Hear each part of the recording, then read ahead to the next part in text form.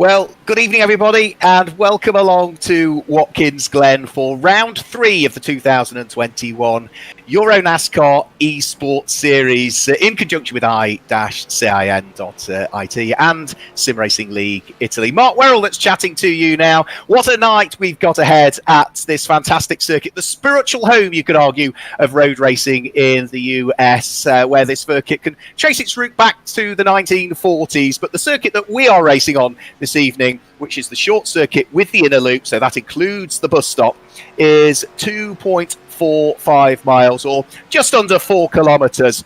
This configuration of circuit opened in the 1950s, and NASCAR paid its first ever trip here in 1957. But it's the Esports Series that comes back to the circuit that we had, well, a very busy race at in 2020. We had the big one of 2020 here at this circuit. It happened on the very first lap as well. Let's hope that everybody stays clean this evening. It is round 3 of the championship. The man you're looking at on screen now, Tobias Dauenhauer, has been doing rather well in the Esports Series so far this season. He has taken a main race win, but he lies second in the championship standings. It's Guillaume de Flandre, who is quickest in the remaining few minutes of this practice session, that leads the championship so far, just 2 points ahead of Tobias Dauenhauer, who is in second place. And sadly, the driver in third, not with us this evening, Ulysse Delso. He's got technical issues with his equipment at home, so he will not be able to come out and get involved in the action. Vladimir Joitsis, as you can see there, for Academy and Alex Caffey Racing, is jointly fourth with young Simon Palat. And Fred Gabion, 3 times a runner-up in the NASCAR Whelen Euro Series, here for a full season of the esports this year, is going well in 6th position in the championship. But it's all still to play for, with the championship race later on this evening coming up. And of course, we will be going for the next round at Hockenheim, now that the circuit has been released by iRacing. And our finals will be the double points, all-important affair, the finals at Zolder. Well, I say it's Mark Werrell that's chatting to you now, out there on circuit again. I'm going to see whether we can grab a quick word with him in the final few moments of the practice session. Andre Weigold is back out there. Andre, difficult circuits we've had so far this year. I had a few laps around Watkins Glen. Thought I'd be quick. I was 4 seconds slower than the cars in my session. How are you getting on, mate? Hello everyone and good evening. I'm already practicing, but I had not so much time to practice this track. I know it, of course, from NASCAR Racing, but those guys are so incredibly fast. I don't know what to do. The same as you. I'm way behind. I'm one of the last guys, and again, I'm in survival mode. But I love this track. It's so dynamic. It's flowing. You know, you have to hit every apex at the right time, in the right angle. If you have something wrong in your flow, in your rhythm, you're going to lose time. This is for sure. But this track is just perfect. You know, I like those natural tracks built in the 50s. You have a track that was fitted to the landscape and not the other way around. You have grass, you have gravel traps around there. No big tarmac places. And it's just going up, down, up, down. It's just incredible. I love Watkins Glen. I love Watkins Glen. But like you, I really struggled. It's amazing. I'm just looking at the cars now and looking at Fred Gabion on screen, just how much curb they're using compared to me. It's because I don't have the confidence to use the curbs. And then when the car starts to get a little bit out of shape, to control it, whereas these guys have all of that confidence and all that skill and ability to let the car run as wide as they can on the curbs. And if they just touch a bit of the grass, the car gets unsettled, they can gather up that moment, whereas I just simply don't have that skill level. It's nice to see also, Andre, that we've got another Andre on the entry list for this weekend. Our reigning esports champion from 2020, Andre Castro, is with us this evening. Good to see him back, isn't it? Yes, he's such a great sim racer from the US. He had no time for the first rounds, but now he's back, and maybe you can fuse him with me someday today, because then I will be up front and not in the back. So Andre, just tell everybody it's me and not him. It's nice to see we've also got 2 cars out from one of our circuit partners. That's why they're running the number 400. Anything in the 400 is one of our circuit partners. That is Philip Beresvel that we're looking at now at the wheel of one of the 2 American Fan Fest cars, as the clock continues to tick down, and some of the drivers I think already now out there and starting to get some qualifying laps in. You've got qualifying to come, Andre. Are you going to qualify nice and early on and get the time in, or hang around until later on? Let's see. I don't really know right now. I still need to get in this mood. The practice was not perfect, so I'm just going to do my 2 qualifying laps, but I don't really see any ground for me here today. We have enough drivers, so I have to drive. Oh no, we don't have enough drivers, so I have to drive the final, the main race. So it's going to be tricky 30 minutes. So we're into qualifying. We'll let Andre get ready for the qualifying session. If you're not familiar with the format, then again, just to guide you back through the format, we've got this qualifying session coming up now. It's a 10-minute qualifying session, but each car goes out there and does 2 qualifying laps. So there are 2 laps that each car can do. So it doesn't matter if you can squeeze more into the 10 minutes. So you only get 2 flying laps, and that will be it. The lap times that you set will dictate your grid position for the heats. So in other words, the fastest car out of the 32, 33 that we've got entered this evening, the fastest car will head on to pole position for heat number 1. The second fastest car from qualifying will head on to pole position for heat number 2. The third fastest car will be the outside of the front row for the first heat. The fourth fastest car will be the outside of the front row for the second heat, and so on and so on and so on. Now, those heats are shorter than the main races. The heats are held over what will be just 10 minutes at the heats, and heat 1, which will in reality be for all the drivers that have qualified in the odd numbers, so first, third, fifth, seventh will all go into heat 1. Those that have qualified in an even number position, second, fourth, sixth and so on, will all go into heat 2, and again that will be held over 10 minutes. And those heats in reality give you the row of the grid that you will start on for the final. So if you win your heat, whether it be heat 1 or heat 2, you will go on to the front row of the grid for the final, the main championship race. That's the race that carries the points. If you are second in your heat, you will start on the second row of the grid for the final. And then the final, a much longer affair, tyre degradation to worry about as well, a 30-minute race for the final, and it's that final race this evening that carries those all-important championship points. 40 points for the win, 35 points if you're in second place, 34 if you're third, and so on. It comes down by a single point for every position thereafter. The only extra points are for any driver that gains the most positions in that final race from their starting position in that race to their finishing position, and that driver gets an extra 4 championship points. And that's the way that the format has been working beautifully for this second ever edition of the EuroNASCAR Esports Series. We had a great 2020 series, probably too many drivers, to be honest, because I think we tried to cram in nearly 72 drivers into the servers on some occasions and had to split the server for practice and had to have 3 heats and have a last chance race. We don't have quite as many involved in this one because some of the drivers have either got new equipment coming through, or some of them are perhaps now busy preparing for their seasons. But we've got a healthy entry list here, and at this equivalent race last year it was one of our guest drivers, Michael Schmidl, that claimed top honours, but we did have heat wins from the likes of Guillaume de Flandre, who is the championship leader at the moment. Top of the times is Davide De Lara, as you can see on your screen there, 1 minute 13.1. Fred Gabillon has just gone quicker. I'm not seeing any of the cars circulating on my screen. All I'm looking at is the start-finish line and no cars going round. Guillaume de Flandre now goes to the top of the times with a 1 minute 12.335. Fred Gabillon is second quickest. Davide De Lara is third. Vladimir Choitsis and Paul Giffreau are fourth and fifth, and they're separated by very little time indeed. Tobias Downhow pops a quick one in and goes second quickest. So that is a 1 minute 12.7 from him, almost a 1 minute 12.8 that he has popped in. But I am still not seeing any cars circulating at all on my screen. I've just got a blank track, and I'm looking at the start-finish line and nothing other than that. So that's slightly worrying that there might be a technical issue at my end that we might need to look at. So there's still 6 minutes of the qualifying session to go. Justin Kuntz looks as though he is on a quick lap this time through. We've seen great things from Justin Kuntz at this circuit last year. He did win one of the races here last year. He won the last chance race to get himself into the main championship battle. And there's a replay, but again, I am seeing no cars at all still, I'm afraid. So there's clearly some sort of technical issue at my end.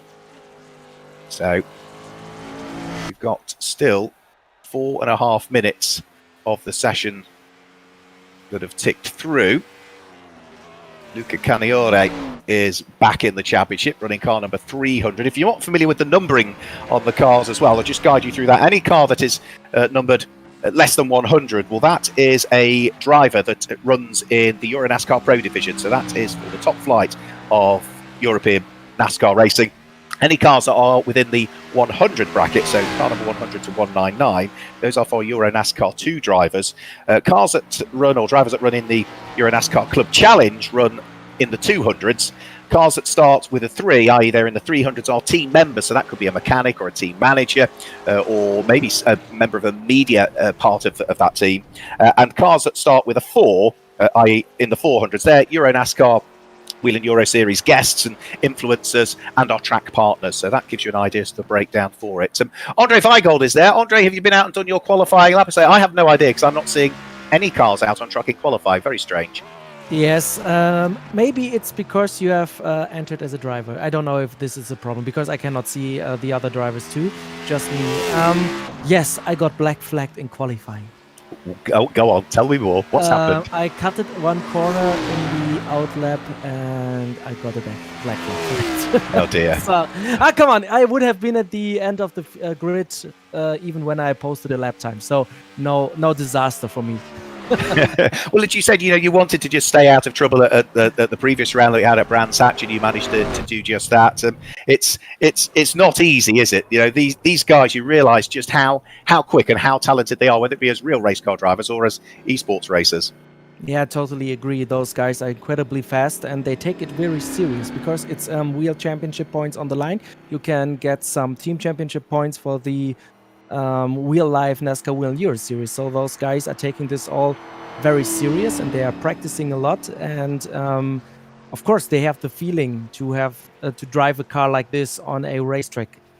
It's no difference between real world and sim racing.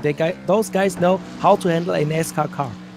Who's your money on for this evening? Because we've seen Guillaume de Flandre and Tobias Downhauer so evenly matched so far this year in the EuroNASCAR Esports Series, but the likes of Simon Polat and Fred Gabion, and of course we've got in Andre Castro as well this evening. So I still think de Flandre has had the pace over everybody so far this season.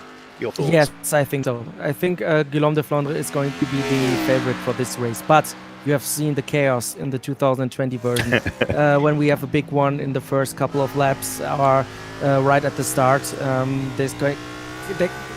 Everybody can win then when we have a big wreck. But just on the pace, when I look at the pace, it's Guillaume de Flandre, Tobias Downhauer, or even Simon Pilat. And I'm a little bit surprised. Frédéric Gabillon has really increased his sim racing pace. He has compared to last year. Absolutely, he's been the find of the season. Another driver joining us, your fellow countryman as well, is going to be the car of Daniel Adam. Hugely experienced German esports racer. So it'll be interesting to see how he gets on this evening, because we know Mikkel Schmidl went beautifully well, another experienced esports racer at this circuit last year.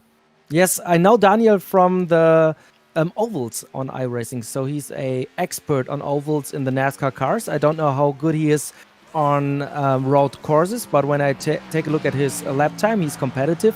Maybe not for the win, but for a top 10 result, he's definitely one of those guys. Well, and I think the quick times are going to come at the end of this session, because Daniel Adam is only about to pop a quick time in now. Andre Castro, last year's esports champion out there on circuit, trying to put a quick time in. Philip Burresvel has also gone second quickest as he popped a time in very late on in the session. So the car number 479 going really, really, really well with that. So Andre Castro just about to come through and conclude his lap. Daniel Adam has gone 16th quickest with his flying time, and Andre Castro is about to head over the start-finish line any second now.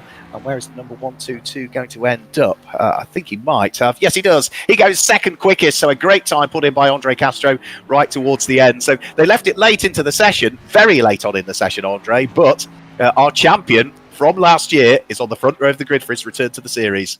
Yeah, that's what I expected. Andre Castro is just a phenomenal sim racer and a wheel racer. He deserves to be there up front with Guillaume de Flandre. I think it's going to be a great race. We see it 0.1 of a second between those guys. Let's see who has the long run pace. I think this is going to be the crucial point. because the tires fall off very quickly. We have it all season long. And you have to manage the tires, you have to manage your pace over 30 minutes. And this is going to be the crucial part here at Watkins Glen.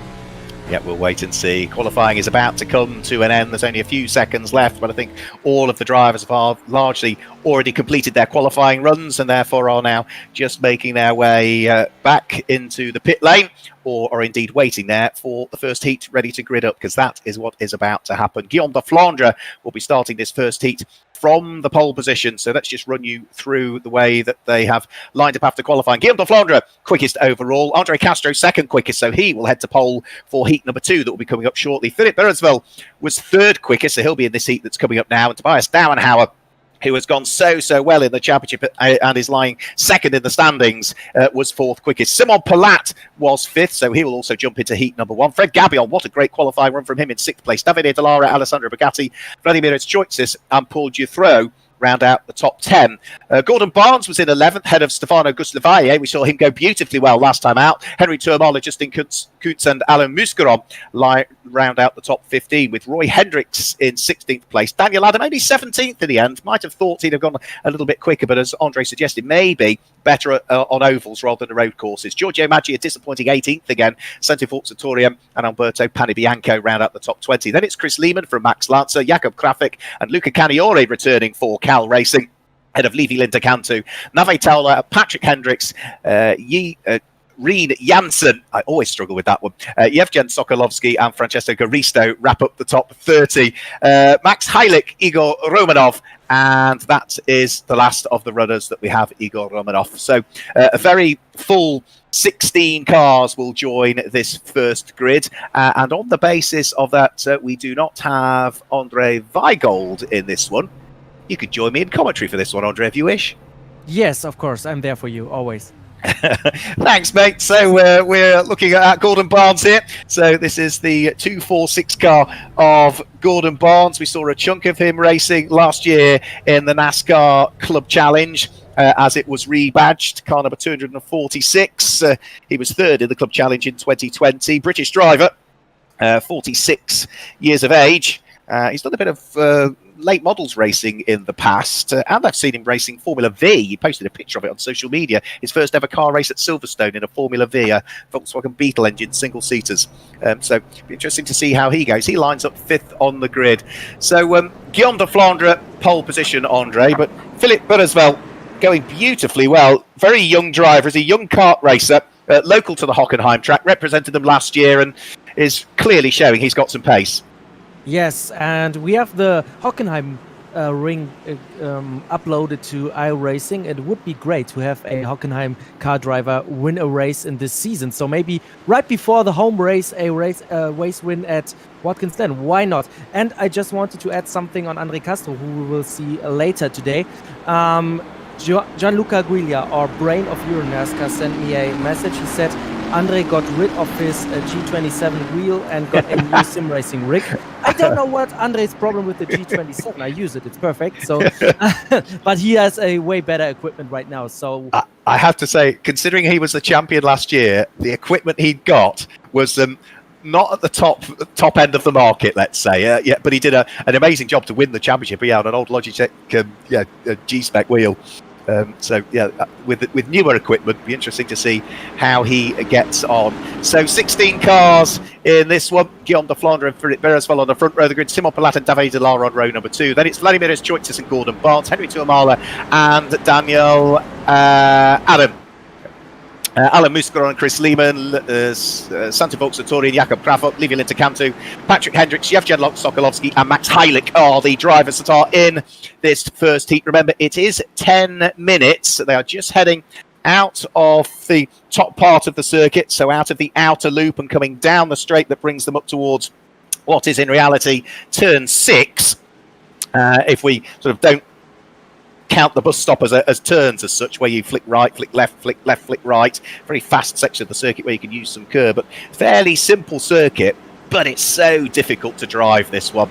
So 2x2 order. The pace car will peel its way right into the pit lane on the exit of this final corner that they're coming up to now, and the first 10-lap heat of round 3 of the 2021 EuroNASCAR Esports Series is about to go green here at Watkins Glen.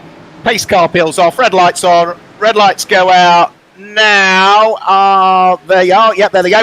And they're now all charged their way up towards the first corner. Guillaume de Flandre looking to try and hang on to the lead of the race, is able to do so, and it is going to be Simon Palat, I think, that's come through into second. There's a spin for one of the Not Only Motorsport cars there. Chris Lehman's getting caught out and heading into the barriers, along with Davide De Lara, I think, got tangled up in that one as well. Vladimir Choices was able to scrabble his way through the carnage that sort of unfolded in front of him, as did the number 23 car of Henry Tuamala. But it is Guillaume de Flandre that leads the race as we go on board with Simon Palat running in second place, trying to hunt down the race leader. The young 18-year-old Belgian seeing what he can do to see if he can just close up onto the race leader, whilst behind him is the car that we're looking back at now, which is Philippe Beresvel at the wheel of the Hockenheim FanFest car, who might have started on the front row of the grid, but the top three already in this early stages of this race look to have been able to pull away, Andre, don't they? Yes, great start for Guillaume de Flandre, for Simon Pilat and Philippe Beresvel. I think the other guys were a little bit caught up in those mess at the opening corner, but I think everybody else is got through this chaos. Hopefully this was the first and last first corner crash here today, but Guillaume de Flandre, look at this, the 64 of Speedhouse right at front, and I think Simon Pilat needs to take a look in his rear mirror, because he sees the car of Philippe Beresvel there. And Simon Pilat, I love this story he told us last year when he was getting his racing license in real life, when he borrowed the car of his sister at Zolder to drive some laps with it to get his racing license, and then he did his first ever auto racing race in the EuroNASCAR. It was just phenomenal to see this guy evolving, developing over the course of 2020, and he's still one of those top runners here in the EuroNASCAR Esports Series 2. So take a look at this 166 car with Simon Pilat. Yeah, Simon Palat coming under pressure from Philippe Beresvel. He's only 18 years of age, Simon Palat, so he's got a very bright future ahead of him. The four cars that got tangled up in the first lap incident was Davide De Lara, Daniel Adam, unfortunately, at the wheel of the other Hockenheim FanFest car, Chris Lehman, who I mentioned, and in the pit lane with damage is Jakob Krafek, the 483 Toyota, one of just a couple of Toyotas in the entry list overall, the only Toyota we've got in this race. At the moment, it's Chevy's 1, 2, 3. The leading Ford is Vladimir Choices, that's there in fourth position. Side by side, Alain Mousqueron trying to sneak up the inside of Gordon Barnes. The door is about open. This is for 7th and 8th positions, with Santu Vauxhall just up the road from the pair of them. And it looks as though Gordon Barnes has just for the moment hung on to it as we go on board with Alain Mousqueron. He is a 2 times EuroNASCAR Club Challenge champion now, back-to-back championships in 2019 and 2020, Alain Mousqueron, and as ever is being very, very competitive, looking to try and see if he can pick up places along the way. But Gordon Barnes, who is at the moment in 7th place, is just making sure he gets off the corners cleanly. And that's the thing here, Andre, isn't it? If you get off the corners cleanly, it's not an easy circuit to overtake.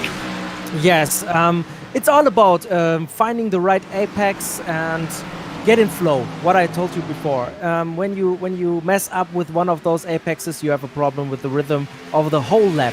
And if the guy in front of you is making no mistakes, it's so hard to overtake. I think turn 1 is a good one, because you have this wide runoff area and you can make things happen there. But then you have the yeses, you have to be in flow there, you cannot change lines there. So this is all about trying to get the right position for the bus stop chicane, but also the bus stop chicane, very narrow part of the track. So it's really hard fitting 2 cars side by side. And then you have the outer loop, the long right-handed turn. It's all about momentum. It's all about getting the right position and then take an advantage on the corner exit, I think. Yeah, you see Simon Palat bouncing over the curbs as he went through the bus stop. So keen is he to try and keep the 479 Chevy of Philippe Beresvel right behind him. We also saw a drive-through penalty for Vladimir Choices, who was going really well. He was inside the top 6, but by the time he's done his drive-through penalty, he slipped outside of the top 10, I'm afraid. That's car number 101. It was the leading Ford It's now then in 11th place. The leading Ford is now 9th, and that is Patrick Hendricks. So the battle for second and third continuing as Guillaume de Flandre just starts to edge away ever more at the wheel of the number 64 Speedhouse entered car. So the 25-year-old Belgium leading the way. His fellow countryman, the 18-year-old, sitting there in second place. The German in third place. Then it's the Scandinavians, the two Finns, Henry Tuomala and Santi Volksattori, that are there fifth and sixth. And the British driver, Gordon Barnes, there in seventh. But this is a great fight that's going on. Simon Palat having to work overtime to try and keep Philippe Beresvel behind. And at the moment is doing a really good job of just making sure he doesn't make a mistake. Now, Simon Palat lies fifth overall in the championship standings coming into this race. In the two finals that we've had, the first of those at Daytona, round 2 was held at Brands Hatch. Well, he's finished in the top 10 in both. There is on your screen the drive-through penalty for Vladimir Izchoitzis for causing contact with Davide Dallara on lap number 1. It's as though Jakob Krafik has parked the car because he got tangled up in that incident and has not reappeared from the pit lane since. Good little fight coming up towards us now. This includes Chris Lehman's car at the back of it. He's trying to catch up with Davide Dallara and then Daniel Adam, who's just up the road. So unlucky break, really. There is Daniel Adam at the front of that queue. He's trying to hunt down Yevgen Sokolovsky as well. So this is sort of 11th, 12th, 13th and 14th places all together. I've been also really impressed with Chris Lehman's pace over the course of this season, Andre. You know, we saw him come out and do a few rounds last year, and he was a bit like you and I towards the tail end of the field. He is the media man, isn't he, for Marco Steep Motorsport? But his pace this year has been impressive, I've got to say. Yes, I'm impressed and surprised too. I don't know how much he practiced over the winter to get this pace. I know he's a decent driver. He did some karting in real life and always studied a lot of racing stuff and things like that. So he knows racing very good. But he found something on the car, on his setup, and on his skills in the virtual world that really put him in a good place in this year. So I'm really surprised and impressed. Nice pace, and I think all the Marcus Stipp Motorsport cars are looking great with this paint scheme they have right here. The only problem is for you and me, it's really hard to see who's who. From a commentary perspective, it's not easy, is it? Yeah, unless you can see the number, you have no idea which one of them it is. So there we go. There is Gordon Barnes still fighting away. Still got Alain Mouscaron right behind him. So that is that's one of the Marco Steep Motorsport cars there. They have two different liveries. They have the black with the orange or the light blue with the orange. That's about the only way you can tell them apart. You see the two coming towards us now. You wouldn't know. There's the other version of their livery. Again, yeah, the two blue cars together, just to make it nice and easy. Hey, that is 48 Yevgen Sokolovsky ahead of 348, which is Chris Lehman. You can tell Chris Lehman's car. It's got the dints on the back. That's the easy way to tell the two apart. It's got the damaged bonnet as well. So that's the easier way to tell those two apart at the moment. As we look at Chris Lehman, such a shame he got tangled up in that first lap incident. He's there in 13th position with only now a couple more laps to go before we will see the checkered flag and Guillaume de Flandre potentially heading towards another victory, because at the moment he's got, well, a comfortable lead, a lead that he's just eked out over the last few laps, and it's now hovering around 1 3/4 seconds as we continue to look at the fight for 11th and 12th and 13th position as well, because don't rule out the not only motorsport car of Davide Dallara that sits just behind this pair, as he was another car that got tangled up and should have been right the way towards the sharp end of the field, really. Over the start-finish line with 1 1/4 to go. There's the race leader going through. Here is our battle for second. Simon Palat and Philippe Beresvel still absolutely together. Simon Palat started third on the grid. Philippe Beresvel started second. So the order between the two of them did shuffle, but it's only shuffled on the very first sprint, I think, down towards turn number 1. Since then, Simon Palat has been under pressure all of the time, but there's not been any chink in his armour at all. A long way of drift of this lead 3 is the 4th place car, which is Henry Tuomala. As you can see, he's the best part of nearly 7 seconds behind the leading trio, who are just turning their way through the outer loop once more and starting to accelerate their way down the straight in towards turn 6, which is very easy to carry too much speed into and then bounce over the curb on the way out, which really unsettles the car and makes it ever more difficult then to move from the right of the circuit to the left of the circuit ready for the final corner. And I think they're just going to squeeze an extra lap out, are they? Oh, it's going to be tight, you know. 10 seconds to go. Is Guillaume de Flandre going to get over the start-finish line before the checkered flag? He might just, as he heads over the start-finish line now. Yeah, by a couple of seconds. We've got one more lap to do, which means that for Simon Palat, that is another lap where he's going to be watching his mirrors and just looking to see what the number 479 American Fan Fest Hockenheim-backed Chevy is doing behind him in the hands of Philip Brasville. So he's a young kart racer, races for the local club in the Hockenheim area. As we go on board with the car ahead of him, Simon Palat, the 18-year-old Belgian, looking back at the young German. You can hear the blip on the downshift there. Not sure whether Simon Palat is blipping himself on the downshift, or is he set iRacing to auto blip, but you certainly need to match the revs on the downshift and avoid locking the back end of the car up in these Cup specification NASCARs. Everybody running the same setup as well. There's a setup that's issued to the drivers. They get plenty of time to test it, but everybody is running exactly the same setup, whether it be a Ford or a Chevy or a Toyota. Same setup for everybody, but the race is about to come to an end here, and it is going to be Guillaume de Flandre that is going to take the win. It is Simon Palat who will come through and just hold off Philip Beresvel into second position. So Guillaume de Flandre wins again in the EuroNASCAR Esports Series. So far this season, he has won his heat in each of the races that we've had, whether it be at Daytona on the road course or at Brands Hatch. He's also had one main race win as well. That came at the Daytona road course, but at Brands Hatch he was second overall in the main race. So a first and a second overall, but heat wins every time he's appeared. So cars heading through.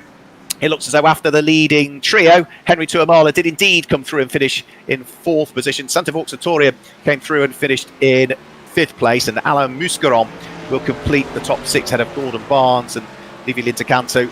Patrick Hendricks and Vladimiris Choitsis fought his way back after the drive-through penalty in the end, being deemed the culprit for that turn one incident and contact. The drive-through penalty meant that he recovered into 10th position in the end. So heat one done and dusted. Just to confirm the results, de Flandre claims the win from Simon Palat in second place, Philip Beresvel third. Then it's Tuamala from Vauxhall and Alain Muscaron, Gordon Barnes, Livy Lintercanto, Patrick Hendricks and Vladimiris Choitsis wrap up the top 10. Daniel Adam, tangled up in the turn one incident, was there in 11th place. Yevgen Sokolovsky was 12th. Chris Lehman, another casualty at turn one, finished in 13th place out of David Lara. Maxi Heilig, Jakub Krafik retired very early on, and he was the last of the cars that started the race. We should have, hopefully, some of the drivers coming to join us in commentary shortly. Andre Weigold, of course, will be getting ready for his heat, because he is about to head around the circuit for 10 laps again, remember. So it will be another 10-lap heat. And we should hopefully be able to have a chat to a couple of our drivers. One of them is just joining us in the commentary box now. Guillaume de Flandre is back with us in the commentary box as the cars head on to their rolling lap. Guillaume, congratulations. Another great qualifying session and a perfect race, just having enough of a gap between the cars behind. Well done. Hello, everybody. Thanks. Yeah, my qualification, my turn was during the qualifications. It is very good. Yeah. A better lap was possible, but I preferred not to take too much risk and answer a fast lap. But the race went well. Yeah, I managed to go. Yep. Go on, Philip. I managed to get a good start and keep my advantage. I was able to put in some fast and busy lap without using my tire too much. It just seemed as though you were helped a little bit by Simon Palat in second place, having to defend from Philip Beresvel, and that was just enough to keep that gap at 2 seconds. Yes, Simon is really quick, very fast, and Philip also. I think for the final, the gaps were pretty low. And your main championship rival, Tobias Downhauer, up in this heat. You two have been matched for pace at Daytona and at Brands Hatch, and I'm sure you'll be fighting away in the final for the victory here as well. He's a tough competitor, Tobias. Yeah, absolutely. For the championship, every 1 point count for the championships, and I try to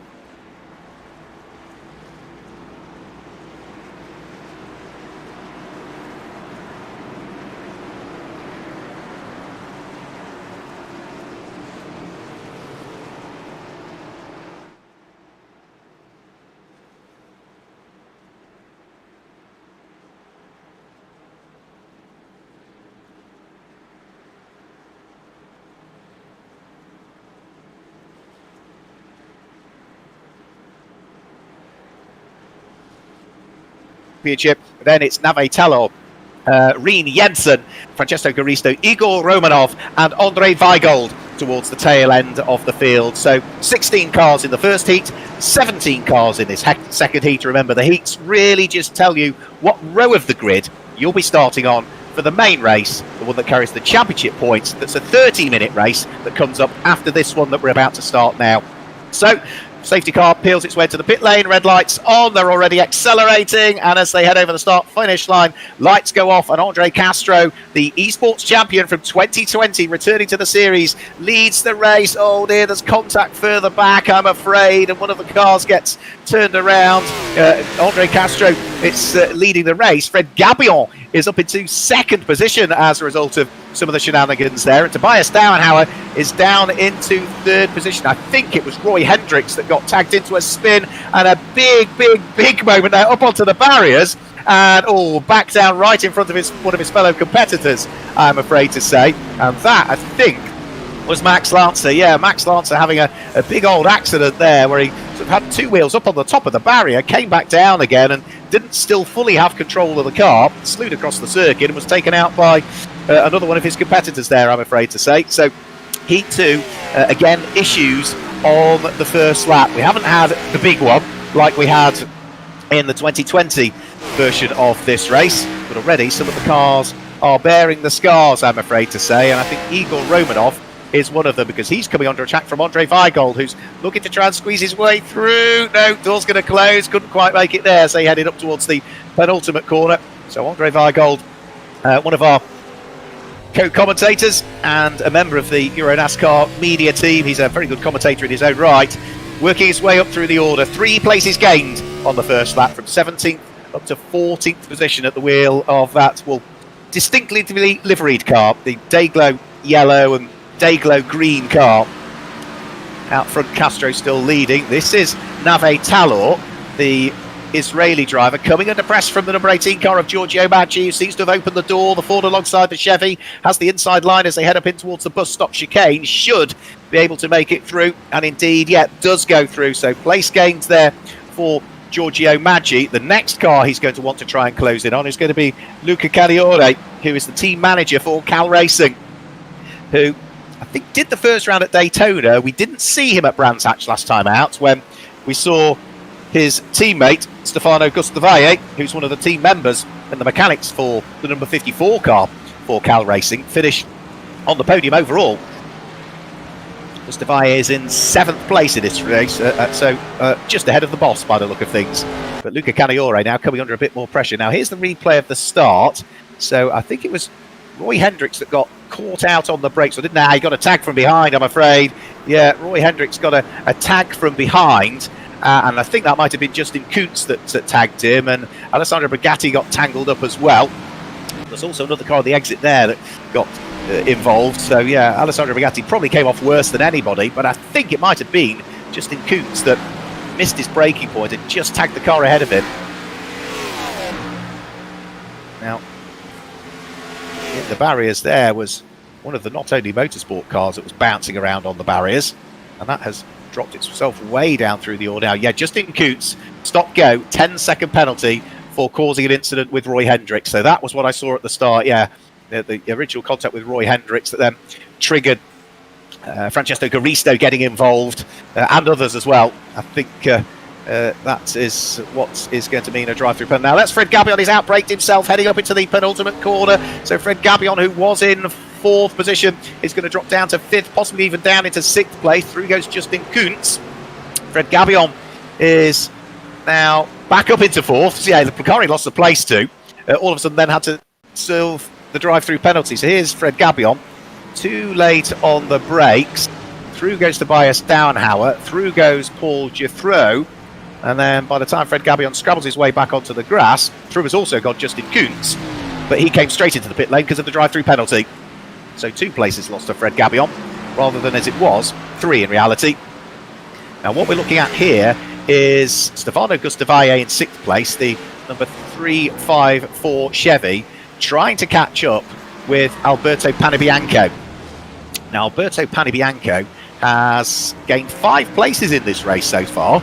Started in 10th position, is now up into 5th position, but has certainly got his hands full of Gustavaya, who you could see was having to ease off the throttle there. You see the tail end of Panebianco's car wiggle around as he came out of the outer loop. They thunder their way down the straight and up towards the penultimate corner. Gustavaya looking for the inside line on the left hand, and Panebianco tries to brave it out around the outside to get the inside line for the next corner, but in Fred Gabillon style runs wide and onto the grass, and through goes Stefano Gustavaya. So despite the hard work for Alberto Panebianco, the 24-year-old Italian, who we saw do 4 EuroNASCAR Pro races last year, all 4 of those coming in the finals weekend, the super weekend at Valencia, still managed to lose places.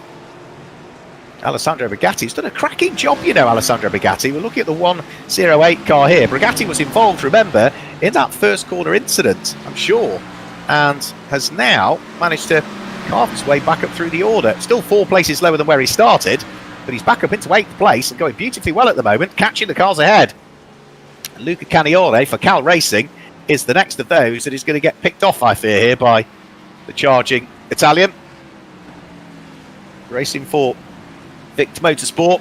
Yeah, he's got the overlap there, heading up towards the outer loop. Through he goes, but then gets very sideways. Has to catch the moment. Oh, no, and all of the hard work's been undone as he clobbers the tyre wall and causes more damage to his car. That is now going to drop him all the way back down into 11th place again as Nave Talor sneaks through. So let's just have another quick look. Here's Brigati, look. Gets the overlap on Caniore, but then just loses the tail end of the car, and then as he tries to catch it, it snaps back on him into the barriers on the outside. A full 360, gets going again, but you can see the 108 car now looking slightly more battered than it was earlier on. 6.5 minutes gone. The 22-year-old American, the reigning EuroNASCAR Esports champion, Andre Castro, leads the race. A late entry for this evening was Andre Castro. A very good esports racer. Not only is he the EuroNASCAR Esports champion, but he also competed in the iRacing Daytona 24 Hours in January and finished runner-up in his particular group in the iRacing 24 Hours. We did see him take in some EuroNASCAR 2 races last year. Only did 4 races with us, though. The Italian rounds at Vallelunga and Zolder at the finals. And Zolder, which were scheduled to have appeared towards the back end of the calendar, and Valencia ultimately became the final round, didn't it? So Brigati, right, okay, where is he now again? In 11th place, battered car after his incident earlier on, but still catching the cars ahead. Oh, what could have been for Alessandro Brigati. He sits there at the wheel of the 108 car, hunting down the Chevy of Nave Talor that lies ahead.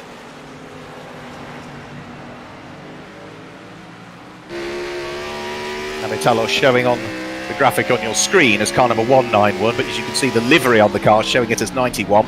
So not quite displaying the number on the car quite right for Nave Talor, who is a very, very quick, like so many of them, a very quick young man again, Nave.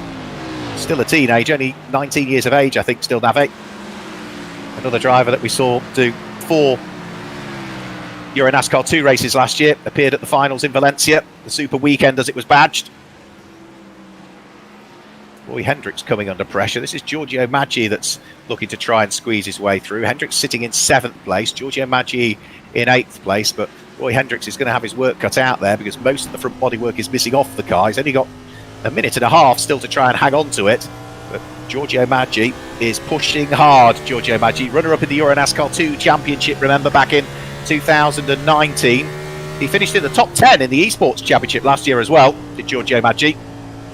Has had not the best of luck so far this year, Giorgio. He lies 14th in the championship standings coming into this one. Finished 5th last time out at Brands Hatch and picked up the extra 4 points as well, having gained the most places in the final. But he had a bit of a tough old race at Daytona where he finished in 33rd position ultimately. What's this a quick replay of? This is Alessandro Brigati and Luca Caniore, and that's a replay of him going off, wasn't it, earlier on. We saw the onboard shot as well of exactly what happened, and that's why Brigati is still struggling with a battered car. and is down in 11th position, trying to squeeze his way past Nave Talon. There's a bit of contact between the pair of them there. Nave Talon was almost barged out of the way, really, by Alessandro Bugatti. He was just so much quicker through that section of the circuit. So went through the S's at turn 2 and turn 3. The contact was made at the top of the hill at turn number 4. So Nave Talon doing a good job of just managing to control the car after the initial contact was made. But for Andre Castro, he's about to come out of the final corner. Is he going to do a Guillaume de Flandre and squeeze a further lap out? I think he is, over the start-finish line, 2 seconds to go, onto the final lap. So again, just seconds separating Andre Castro from having to do 1 lap less. He had enough time just about to be able to back off, but with only 2 seconds remaining and a 3-second gap, it would have been tight. So he's done the sensible thing, kept his foot planted, has to do the 1 extra lap, but is able to now just control that pace and ease things off if he wishes to on the final lap. Tobias Downhour second, Paul Giffreau in 3rd place. As we look back at Stefano Gustavalle, all rear wheels on the grass, heading up towards the left-hander, the penultimate corner, all the way through the gravel. Is he going to get it stopped before the barriers? Yes, he is, Stefano Gustavalle. So was running inside the top 5, and I think will probably rejoin just ahead of Alberto Panibianco. But for Andre Castro, he is already thundering his way down the straight and up towards the penultimate corner, the last of the left-hand bends here at Watkins Glen. Through the left-hander goes Andre Castro, up towards the final right-hander, driver who has always been quick in the EuroNASCAR Esports Series, and when we regularly see him out in EuroNASCAR 2, he's a force to be reckoned with as well. Through he comes to claim his first heat victory of the season. Andre Castro claimed plenty of heat victories last year. I think he managed 6 victories in the heats over the course of the 7 rounds that we had, including there was a prologue round as well, wasn't it? So 8, you could argue, but he managed to claim 6 heat victories, did Andre Castro. And the only main race that he won, though, was the prologue event that we had at Daytona on the road course. But he has done what he wanted to do this evening and claims a victory in heat number 2. Tobias Downhour comes through and finishes in 2nd position, and Paul Giffreau completes the top 3. Fred Gabion 4th in the end, so well done to Fred Gabion. 5th was Stefano Gustavalle, despite the grassy moment that he had, and completing the top 6 was Alberto Panibianco. We'll give you a full rundown of the order very shortly as and when the graphic comes up. But we will now grab a quick word with our drivers. There'll be a short warm-up session as well before the main race as well, so there will be the opportunity for the drivers to get a few more laps in before we get our main race underway. But the drivers are dropping into our virtual commentary box, and the first of which is our Heat 2 winner, Andre Castro, the reigning esports champion. Andre, you return to the series and straight away you're at the front. Well done. Thanks. Helps that it's my easiest track, my best track. Just have a lot of laps here, so just got in the practice session earlier today, started lapping, and wasn't long before I got used to the track. But it's definitely been a challenge. Got a new sim set up, so not using G27 anymore. Using that for 10 years, so adapting to this new system is a bit difficult and a bit different, but I'm really liking it so far.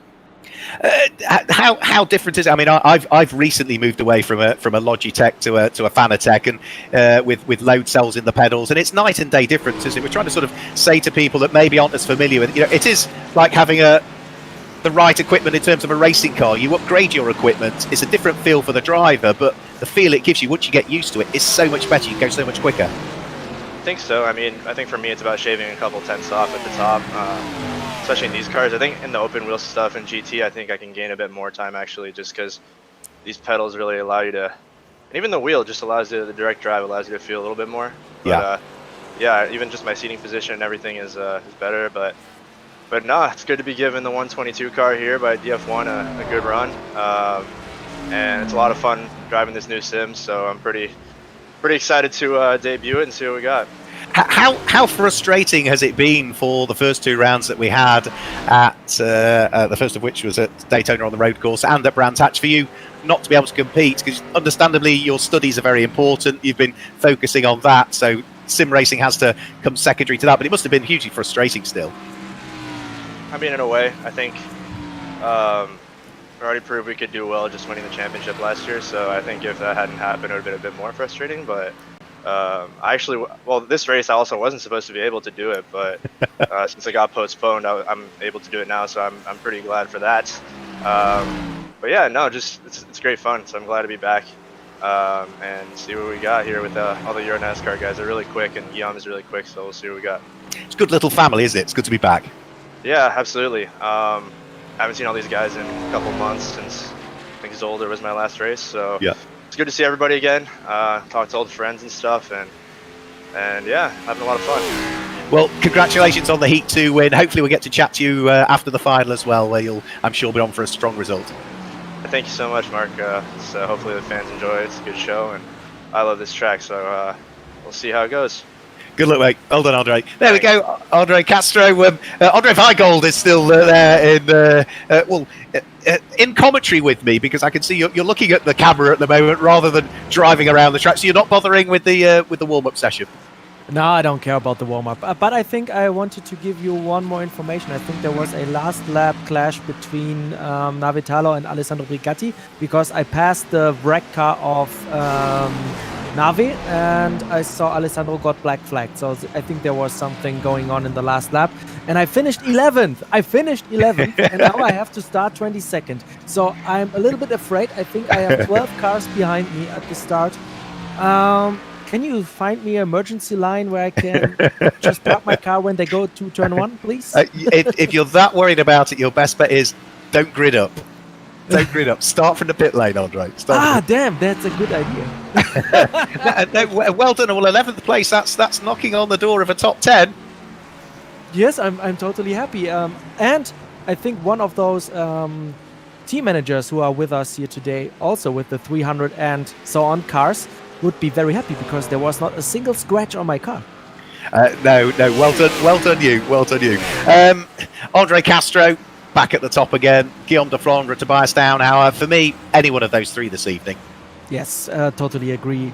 And we have to take a little bit of a look of what Andre Castro is able to do with the long run pace. We saw it with Guillaume de Flandre. After the start, he was flying away from the other guys. Of course, he took advantage of the battle between Philip and Simon, but I think that Andre can match his long run pace, and then we will have a nice battle. And when those both stealing the times from each other, I think there's going to be a 3 or 4 or 5 car battle at the front, because when they cannot fly away, there's going to be a Tobias Downhour, there's going to be a Simon Pilat trying to take advantage of it. Well, we'll let you get ready for the race, because they're going to be gridding up in about 20 seconds' time. So there we go. Thanks to Andre Weigold. We will try and chat to him during the race as well.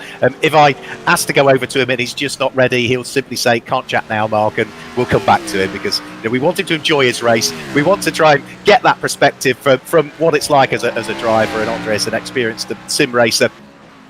But we'll freely admit that whilst he's got the experience, he perhaps hasn't got the pace of some of these very, very talented EuroNASCAR drivers that we've got out there.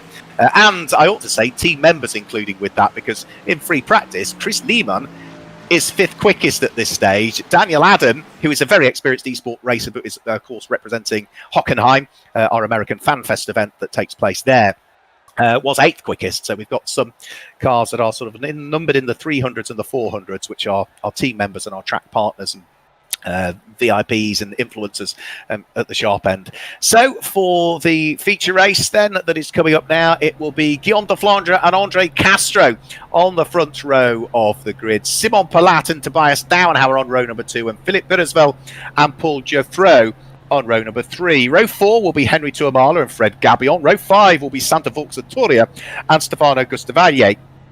Row 6 will be Alan Muscaron and Giorgio Maggi, with row 7 being Gordon Barnes and 318, and that is Roy Hendricks, because of course we've got Richard, his brother, in the race as well. The 8th row of the grid is 91, which is Levi Lintacantu.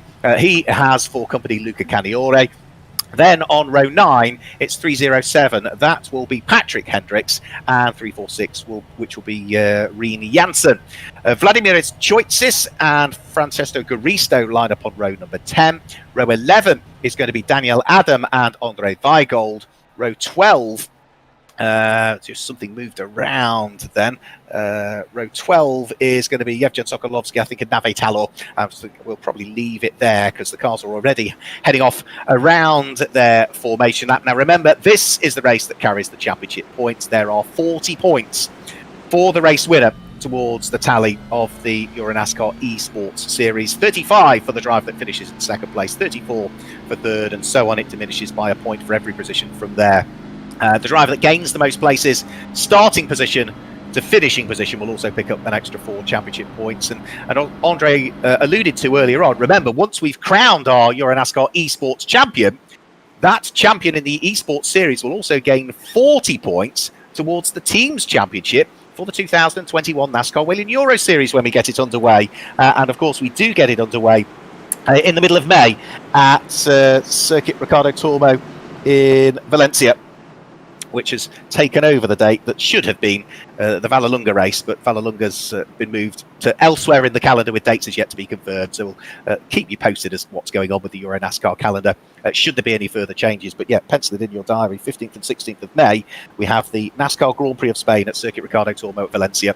First round of the race series proper, rather than the esports series that we have here now. Now, this is a 30-minute race. Tyre degradation is going to be key. We heard Andre Weigel talking about looking after the tyres on the longer runs. How is Guillaume de Flandre going to deal with the tyre wear? How will he deal with it compared to Andre Castro? Which one of them might come out the better side of it? Could Simon Palat, Tobias Downhauer, Philippe Berreswell, Paul Geoffroy, any of those throw something into the mix as well to mix things up even further along the way? This equivalent race last year, it was Michael Schmidl, one of our guest drivers, that claimed the win. Hugely experienced Michael Schmidl, who was representing Autodrome Most, I think, on that occasion, who claimed the win. But we'll wait and see as to who is going to pick up the win in the Esports Series for 2021 here at Watkins Glen, because the 30-minute race is about to start. The car's just heading around the final corner. The pace truck will pull him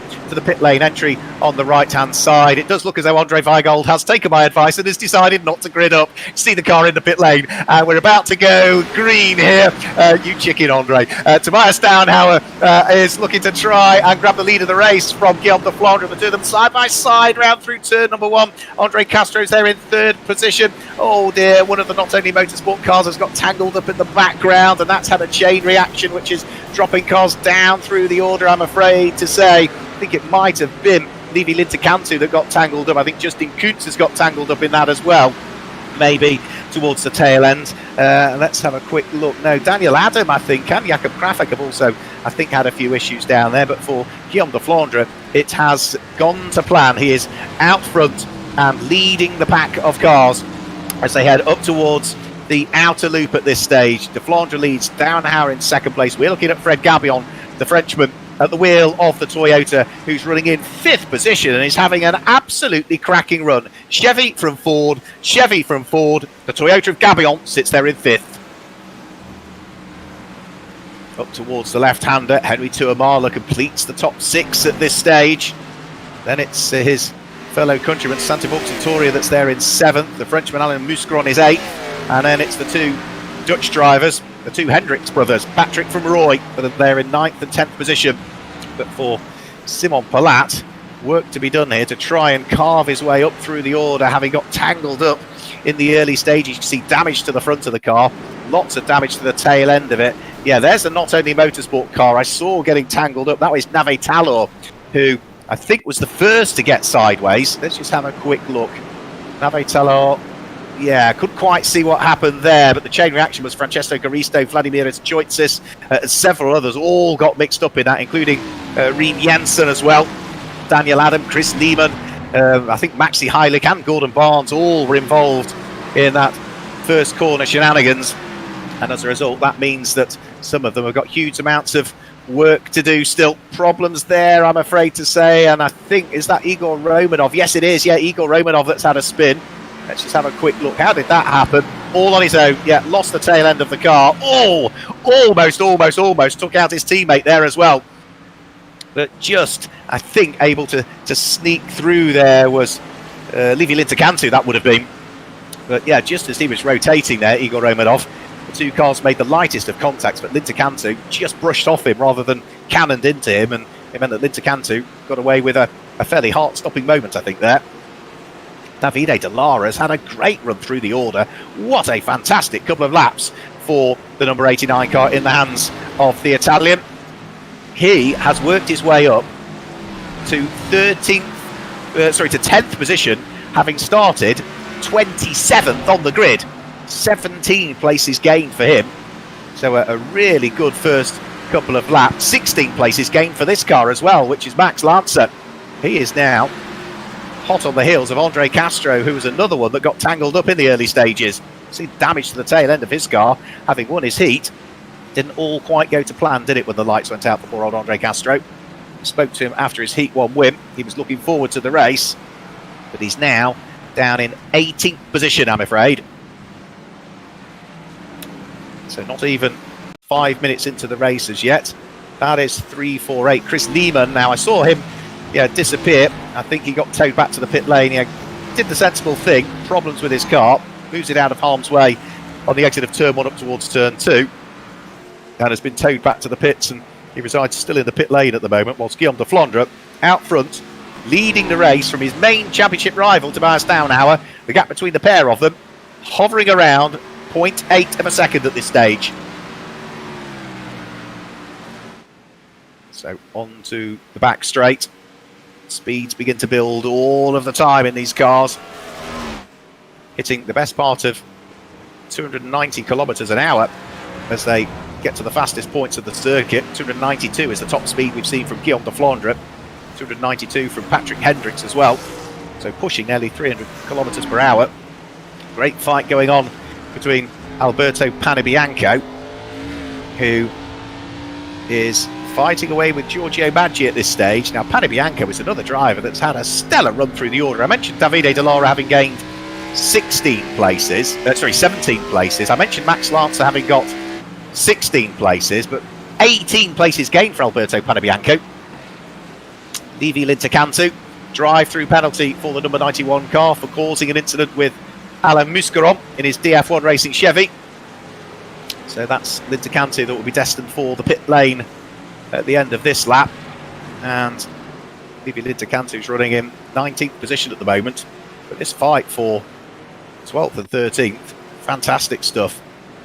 Let's have a quick look. Stefano Gustavalle, is he going to get tagged? Yes, he is, I'm afraid to say.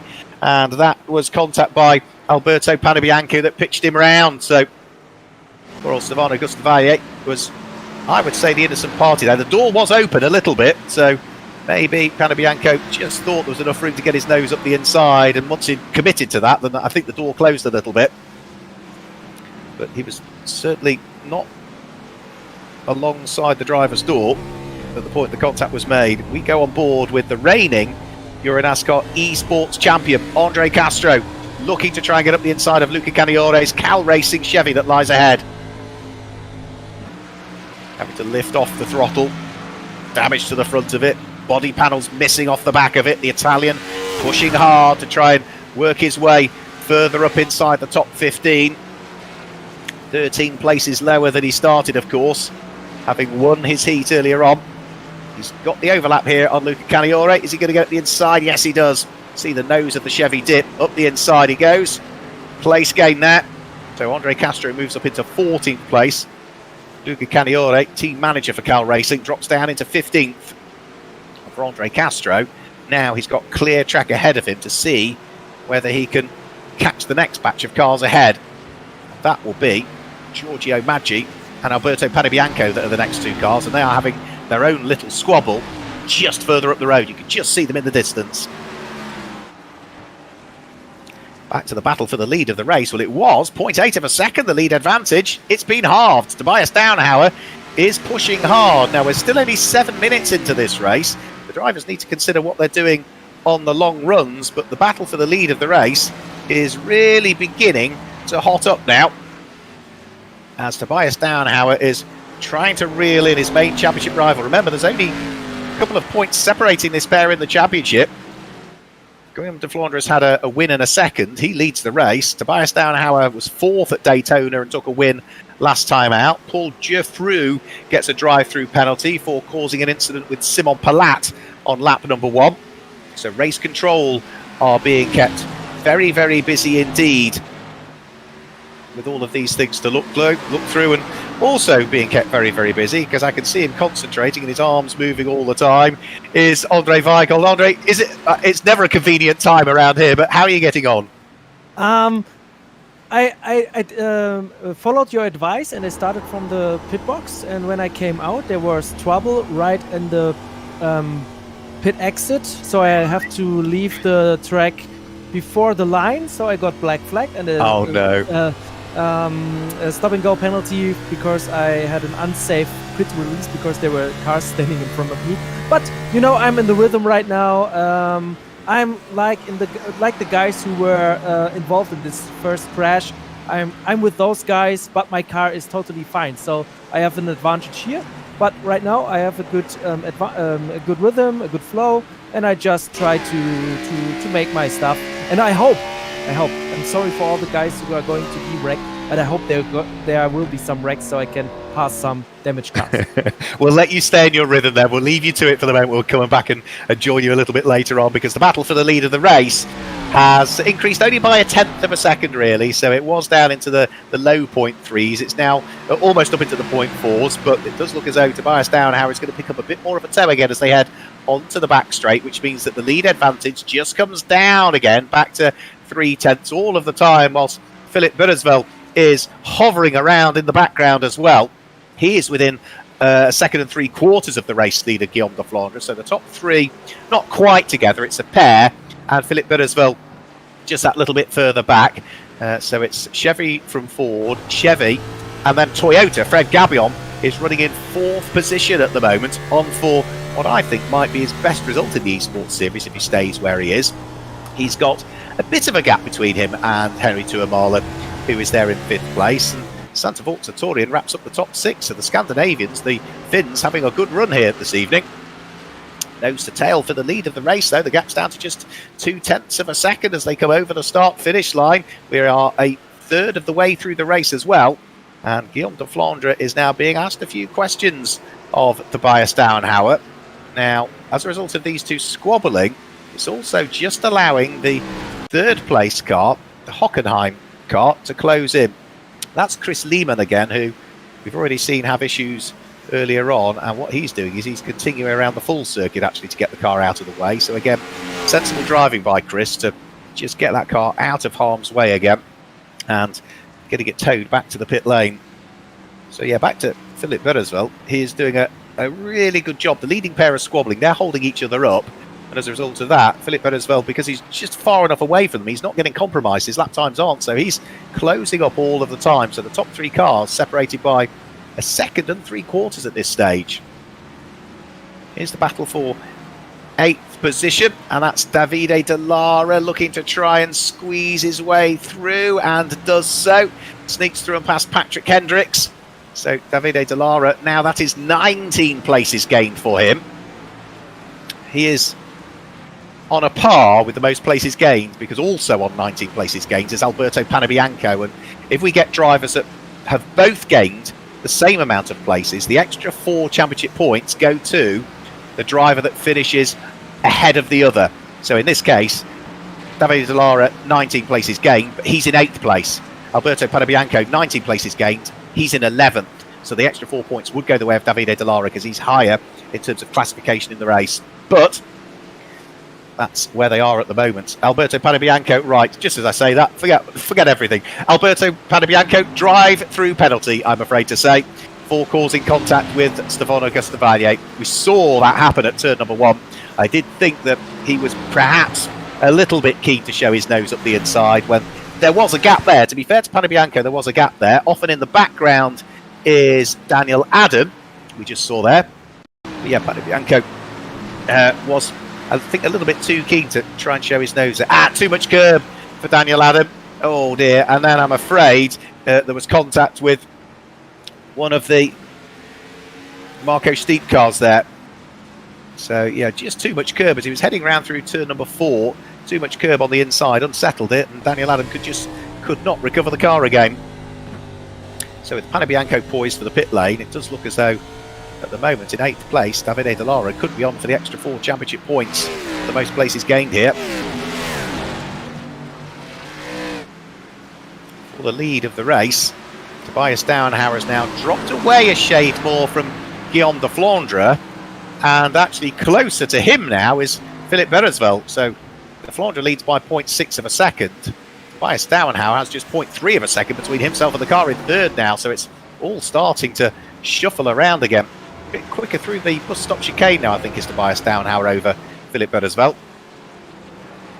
And again, just to reiterate the numbers, Guillaume de Flandre's car running as car number 64, so he's a EuroNASCAR Pro driver. Tobias Downhauer runs in the 100 numbers, so he's a EuroNASCAR 2 driver.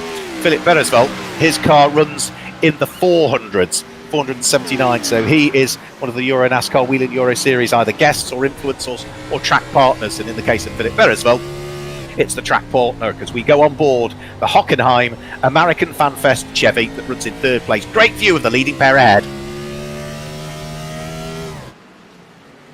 Up through the gears, over the start-finish line, another 2.4 or 3.9 kilometres completed. Almost heading towards the halfway point of the race now as well. Good fight going on for 6th, for 7th and for 8th place. Santi Vauxatori under pressure from Alan Muscaron, the reigning EuroNASCAR Club Challenge champion, looking for the inside line on the fin, but he's just too far back. He then compromises his exit coming off the corner, and that might have the opportunity to Davide De Lara. So it's the fin from the Frenchman, from the Italian, all 3 of them together. And if they hold each other up much, there might be a Dutchman beginning to close in as well, because Patrick Hendricks is not far away either at the wheel of the 307 Ford. Down the back straight, onto the brakes, in towards the bus stop. Take as much curb as you can. Try and certainly get cleanly off the corner, and then pitch it into the outer loop. Try not to get too much oversteer mid-corner, as we saw Francisco Garisto do. On the brakes and trying to rotate the car at the same time. Then the back end very quickly reminds you that it doesn't want to do that. And now, this time, has Alain Muscaron got a run? No, he hasn't, and he needs to be careful that Davide De Lara doesn't have a run on him. Davide De Lara's got the inside line up towards the penultimate corner, sneaks through and grabs the place. So Davide De Lara, another place gained now. That is 20 places gained now for the number 89 car. And the next guy is going to want to try and attack. Would see him inside the top 6. Santi Vauxatori.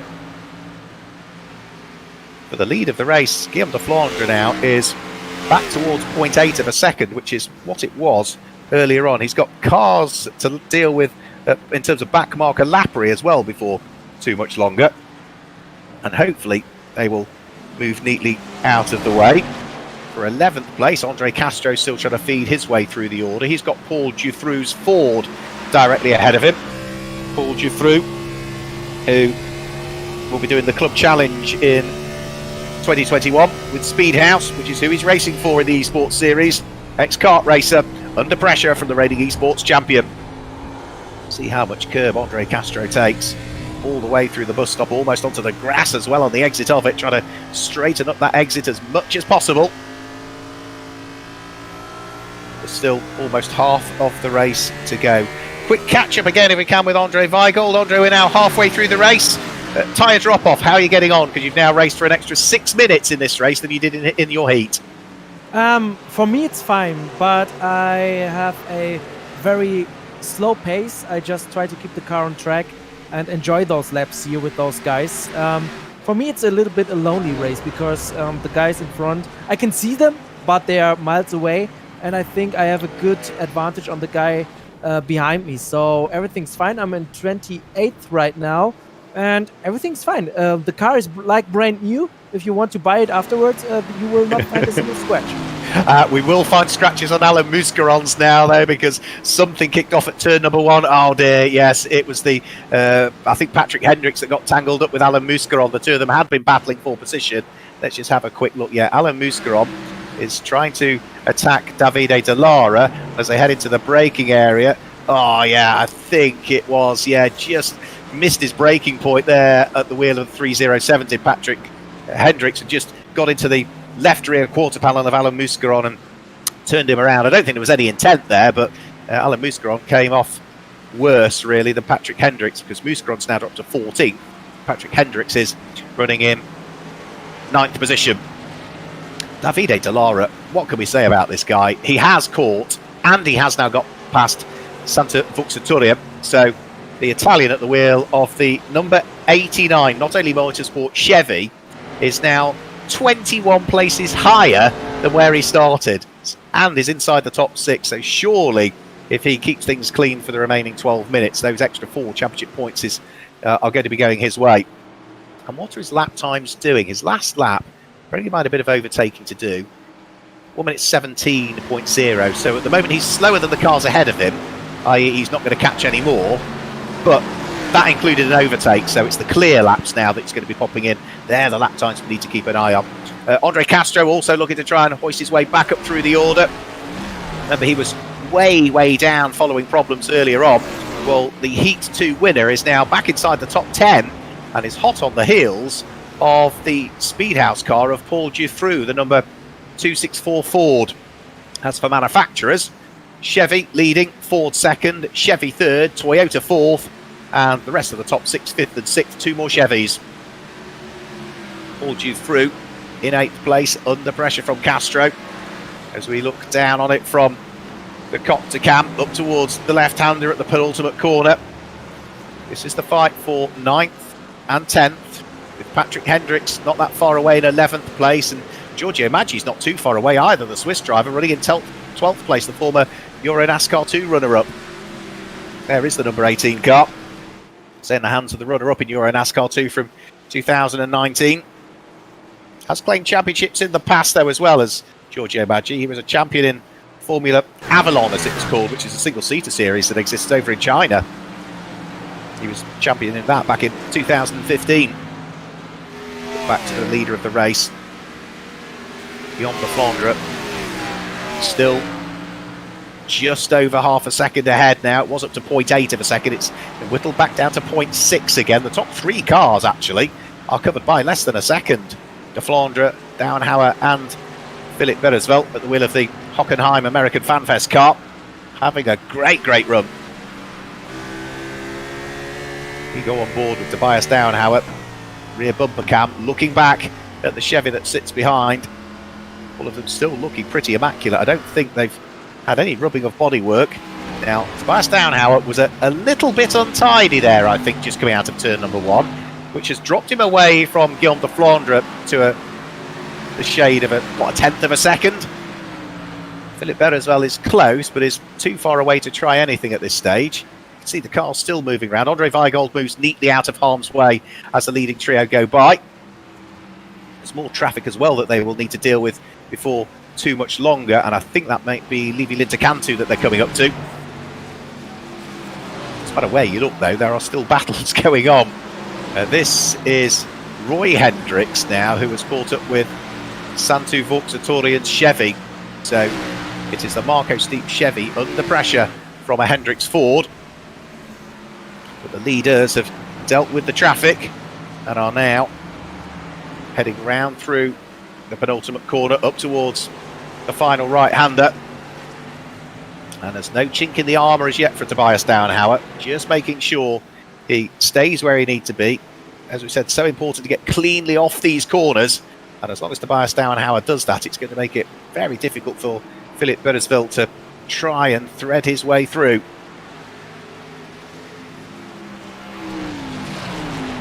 Back through the S's, so turns 2, turn 3, up the hill towards turn 4, and you still haven't reached the top and the highest part of the circuit at this point. It still keeps climbing all the way up the back straight. You're still climbing in terms of altitude at this beautiful undulating circuit, and then onto the brakes, and it's through the bus stop. You almost reach the highest point of the circuit, because just after the bus stop and up towards outer loop, the circuit starts to drop away again as we get a great view of the leading pair. Now, I thought I saw Guillaume de Flandre there just mid-corner get a little bit sideways, not much, but maybe the tyres are just starting to go off. We saw him have a huge leading margin at Daytona, and on the final lap almost threw it off the circuit. Yeah, again, there you can just see the car sliding through the corner. So I think he's got enough grip still, but he keeps just letting the car slide. And with 8 minutes to go, his tyres might be feeling slightly more second-hand towards the race than perhaps Tobias Downhauer or Philippe Beresville that sits behind. Fred Gabillon's still there in fourth, but he's a long, long way adrift now. Drive-through penalty. Alain Mousqueron causing an incident with Patrick Hendricks. Well, race control would have had a look at that from different angles. From the angle we saw the replay, it looked like Patrick Hendricks ran into the rear quarter panel of Alain Mousqueron, but maybe it was Mousqueron moving back over that caused the contact. So absolutely, race control have so many different cameras available to them. They'll have spent some time looking at that before they issue the penalty. The penalty goes in the direction of the back-to-back Club Challenge champion, Alain Mousqueron. Andre Castro running in 10th place still at the wheel of the 122 DF1 Racing Chevy. Paul Dufresne just ahead of him, then Roy Hendricks, and then Santa Taurian. So 4 cars all fighting over 7th at the moment. We're at the car that's at the tail end of this little quartet.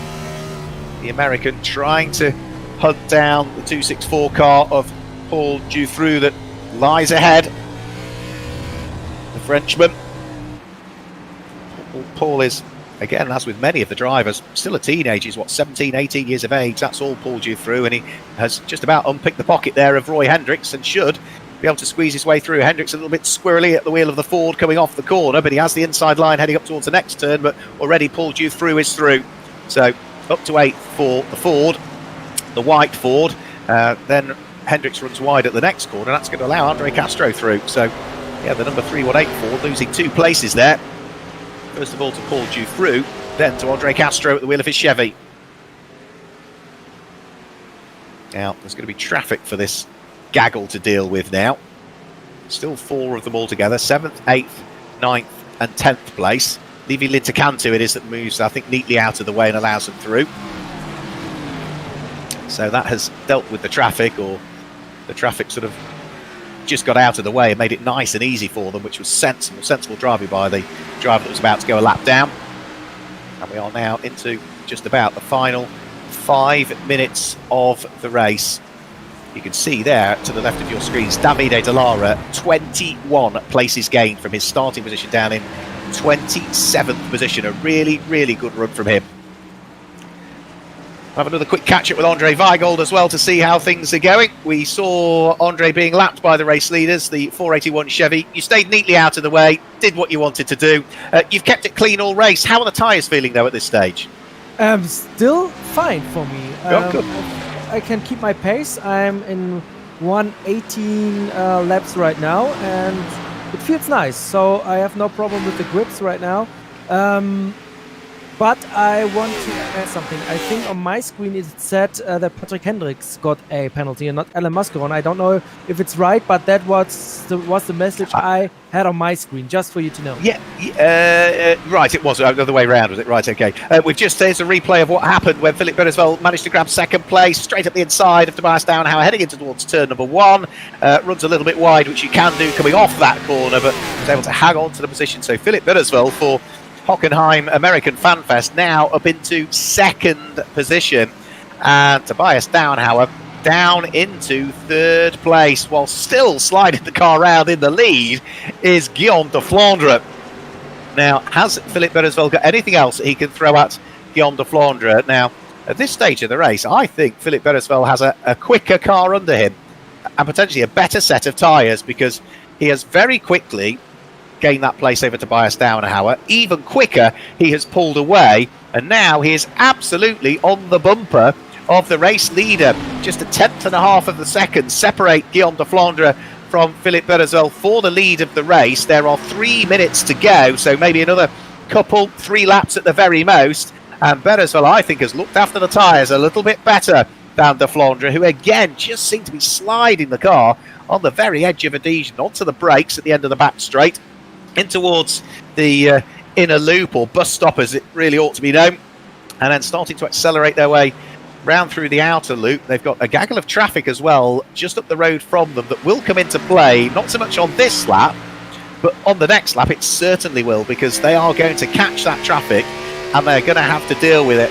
Out front, Guillaume de Flandre for Speedhouse. The 25-year-old Belgian leads, but is under enormous pressure from the German youngster. So Chevy, from Ford, from Toyota. There's the traffic just up the road that you can see heading over the start-finish line. Philippe Beresvel jinks out from behind Guillaume de Flandre. Guillaume de Flandre looking to try and defend on the run up towards turn number 1. So Beresvel goes to the outside at turn number 1, take a wider sweep into the corner. He's still trying to brave it out on the outside. It didn't quite work for him. That was Guillaume de Flandre just doing enough there. Just moving across to cover off the move of Philippe Beresvel and then making sure he got cleanly off the corner. But I think on pure pace, Beresvel is the quicker of the two at the moment. Can he unlock the door? He's certainly knocking on it. It might be ajar, but how desperate is he going to want to be to try and take this win? He's not close enough as they head in towards the bus stop this time through, and we are now only 1 minute and 40 seconds away from the end of the race. So they will have this lap that they're on, and I suspect just one more thereafter. Now, de Flandre, again, not quite as quick mid-corner. Who's going to get off the corner that little bit quicker? You can see the tail end of the race-leading Chevy moving around as Philippe Beresvel will look to try and see whether he can get another good run heading out of the final corner, which they'll be coming up to any second now. Now, they are lapping 1 minute 16s at the moment. Well, there's only 1 minute 13 left, so they will be heading on to their final lap of the race this time through. Oh, Beresvel sideways coming off the corner as he planted his foot to the floor. The tail end of the Chevy nearly broke away from him there, but he just was able to get back off the throttle in time and control the oversteer on the way out of the corner.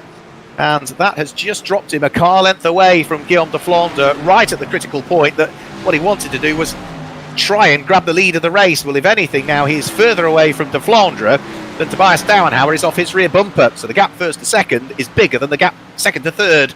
There's traffic just up the road as well that they need to deal with. And I think that is Stefano Gustavaye and the 483 car that will be, which is the Autodrome Moss NASCAR show car of Jakob Krafek. Jakob is the sports sales manager for Autodrome Moss, another one of our circuit partners. Those two having their own fight for 19th and 20th and trying to stay on the lead lap whilst the race leaders are approaching them on their very final lap. So this could get very tasty indeed. Stefano Gustavaye looking to try and get up the inside of the Toyota, probably blissfully unaware that the race leaders are closing in. He should be getting a blue flag from iRacing. They are still together, and Guillaume de Flandre can't be afforded to be compromised through the traffic here because Philippe Beresvel is absolutely with him, as is Tobias Dauenhauer, and de Flandre is sideways coming off the corner. Philippe Beresvel tries to get a run to the line. There's a little bit of contact between the pair of them, but just a tiny little rub on the run to the line as de Flandre just got the gap closed off in time. So Guillaume de Flandre comes through to win what was a fantastic conclusion to round 3 of the EuroNASCAR Esports Series. He will be delighted with that. I've got to say, what a drive from Philippe Beresvel as well, who I think looked after his tyres that little bit better and had the pace at the end, but just could not unlock the door to try and grab the win. And Tobias Dauenhauer, good championship points for him again as he came through to finish in 3rd position. Fred Gabion will take the checker flag in 4th. Henry Tuamala comes through in 5th. Davide Dallara, what a result. 21 places gained from his starting position and finishes in 6th place. Paul Giffreau was 7th, head of Giorgio Maggi 8th. Simon Palat comes through in 9th, head of Roy Hendricks, Santa Vauxatori, and Andre Castro in the top 12 in the end. But disappointment, I'm sure, for the Heat 2 winner. Alessandro Bugatti and Vladimir Choitsis ahead of Luca Caniori, who completes the top 15. But Guillaume de Flandre, who is making his way back towards the pit lane, will be absolutely delighted with that one. He joins me in commentary now whilst he's still driving the car round to victory lane. Guillaume, congratulations. That was a race win, but towards the end of it, I think Philippe Beresvel was putting the pressure on you, wasn't he? Yeah, absolutely. The final was crazy. It was not easy, the gaps were closed and no mistake it's allowed. I tried to create a constant and fast rate, but Philippe and Tobias is really quick. And the race, my tire is really dead. I have a lot of oversteering and understeering. It's really important to manage your tire during all the race.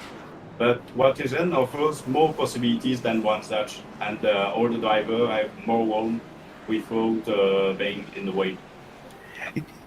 it was on the charge to the line. There were back markers that were getting in the way, and then you just about got covered the move off, which meant that there was a little bit of contact on the run to the line between you, but it was close, wasn't it? Must have enjoyed it.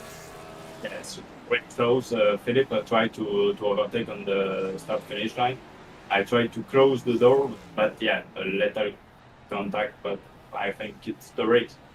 You're still the championship leader. It's more championship points. You must be looking forward to the next round, which will be at Hockenheim. Yeah, absolutely. The important thing is to score as many points as possible for the championship. Tobias is not far away. Simon can quickly get closer. I will do the best I can until then. And yeah. Well done, Guillaume. Congratulations. We'll catch up with you next time at Hockenheim. Well done, Hockenheim. Thank you.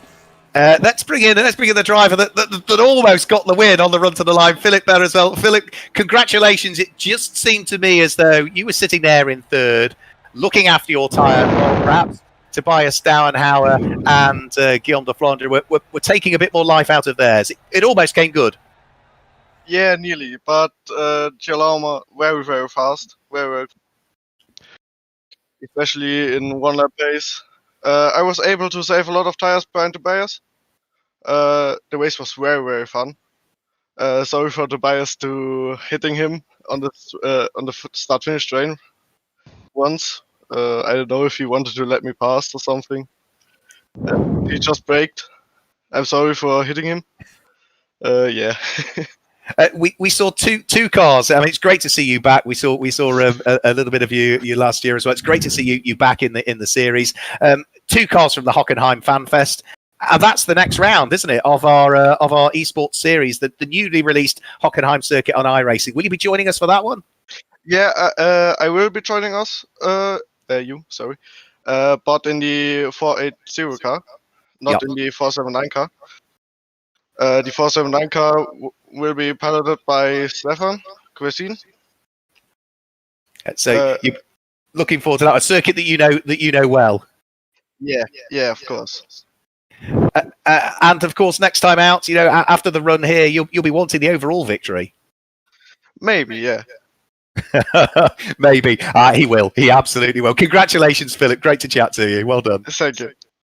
So there we go. That's Guillaume de Flandre and Philip Bear as well. So let's now catch up with the driver. Is Tobias Stauenhauer around? Let's just have a quick look. Yeah, let's bring in Tobias Stauenhauer and cover a quick word with Tobias. Tobias, probably third is not what you thought it might be, but you'd certainly want to be pushing for the win. But it was a close race, and it's more championship points. That's the important thing. Yeah, it was very good the whole race. We had nice battles between Philip and Guillaume. Both were very fast drivers. Unfortunately, one time I did a misshift, so no problem for the small hit for Philip, so all good. Yeah, it was a tough race. I sweated a lot, but still good fun, very good fun, and I'm looking forward to the next race.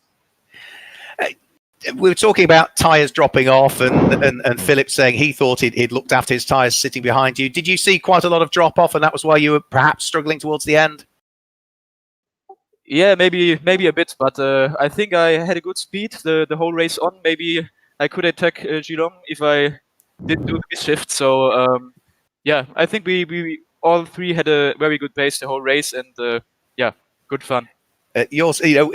Philip quick, but of course he's not racing the full championship. He's not in the same hunt as the likes of Guillaume and yourself are. There are only 2 points separating you coming into tonight. There's only going to be maybe 7 or 9 points is it heading in towards Hockenheim, so it's all still to play for, isn't it?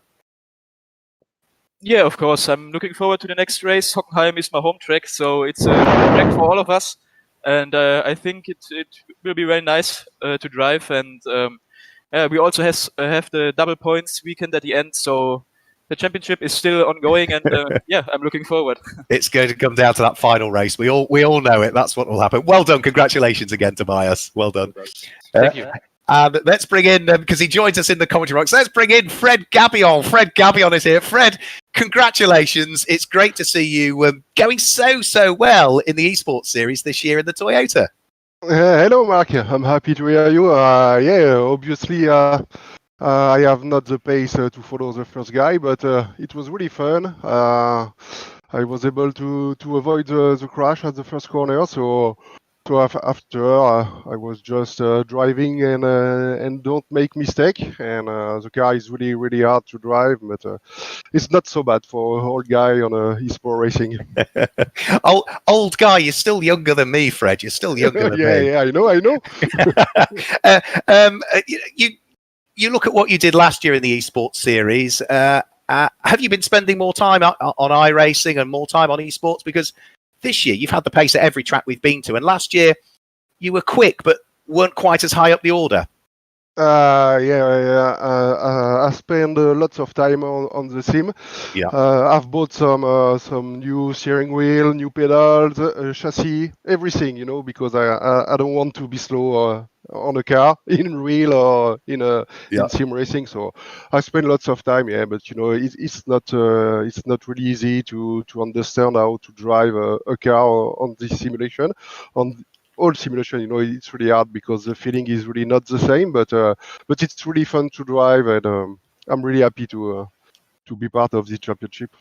It's great to see you back because, of course, when you look at what happened in the slightly shortened and abbreviated 2020 championship, RDV competition, and Frank Viola, the team you've been a member of, and all took the season out and didn't compete last year because of COVID-19. You'll be back with a bang in 2021. We will be back this year with Ulysse and me. So last year it was really difficult because normally it will be my last season of racing. So it was really hard to drive alone without my sponsor, my parents, and everything. So it was a better decision to stay at home and to try to make a good season in 21 and to have all my partners and family with me for the last year. Well done on fourth place tonight, Fred. It's great to chat to you. It's been a while, hasn't it? So good to catch you up, Fred. Yeah, thank you, Mark. There we go, Fred Gabillon. So we've spoken to Guillaume de Flandre, we've spoken to Philippe Beresval, Tobias Bauer, and Fred Gabillon. So there's only one more driver that we need to chat to before we wrap up the night, and that is the driver that finished in a heady 28th position in that final race. There, he is a driver, but he's also one of our media team, so I could say that. Andre Weigel, another night's racing, another night that you've enjoyed it, and we've had some great close racing. I think that's the best race of the season so far.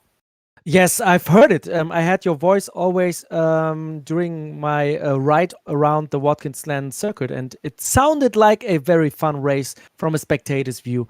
I will recap it and watch it afterwards. The finish seemed to be very hot. It seemed to be a great stuff.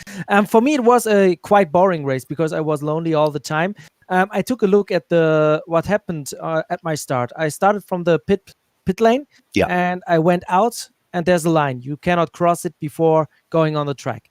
And there was chaos in front of me, and I just reacted to it. But there was no reason why I could have passed the line normally and then go out. And I think then I would be around 24th, 23rd. I think this would be that could have been my pace. But I'm happy because right now I'm going to go to eBay and I will send you the link so you can buy my virtual car without a single scratch. Yeah, well done. Yeah, I think that's not the first time this season that you've not put a scratch on the car as well. So you've been very consistent in that respect, haven't you? So yes. Looking after the car, looking after the equipment. Sorry, I'm shuffling paperwork if you're wondering what I'm up to. So next time we move to Hockenheim, that circuit has only just been released from iRacing, so we've only just confirmed that. We were either going to go to the Charlotte Roval if Hockenheim wasn't released, or we couldn't get a car set up. We have now got a car set up we're happy with. We will be going to Hockenheim on this brand new circuit, which I haven't even downloaded from iRacing yet. Really exciting times, and because it's a circuit that not many drivers have ever raced on in iRacing because of its launch last week, do you think that might sort of level the playing field a little bit? Yes, I think so. We also have to find a proper setup for the track because there will be no setup for the NASCAR car on a Hockenheim track, and I think they have different layouts, so maybe we can also race on the one we do in real life because we do the short cut, we don't use the hairpin, and I think there are several layouts, and I think this one is in there, but I cannot confirm right now. I think they've released all four, so you've got you've got the national layout, you've got the Grand Prix layout, and then you've got the DTM hairpin as well as the other hairpin that we use. So I think they're all there, and certainly that's one that you'll be looking forward to because that's a circuit that you've probably visited once or twice, I'd imagine. Yes, Hockenheimring is 450 kilometers away from my home, actually. Zolder, Venray, we have been in the past, and Spa-Francorchamps and Circuit Zandvoort are much closer, and also the Nürburgring. But of course, Hockenheim, it's an iconic German track, and I'm looking forward to racing on it. It has so much to offer. Different types of turns. We have the famous Motodrome when we go inside of the big grandstands filled with virtual spectators, something we have not seen in 2020. So we get at least the feeling of what it is when the grandstands are full and people are cheering for us. And how brilliant is it that, of course, Hockenheim are one of our circuit partners and have got cars on the grid, and they'll be absolutely racing on home territory. Yes.